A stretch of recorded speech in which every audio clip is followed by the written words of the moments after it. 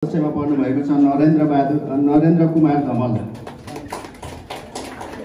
त्यसैगरी हिमाल भण्डारी, त्यसैगरी शरण विज्ञ।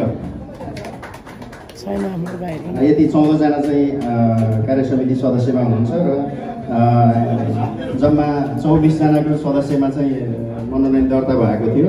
हामीले सबैलाई समेटौँ भन्ने हिसाबले चाहिँ 5 वटा हामीले विभागमा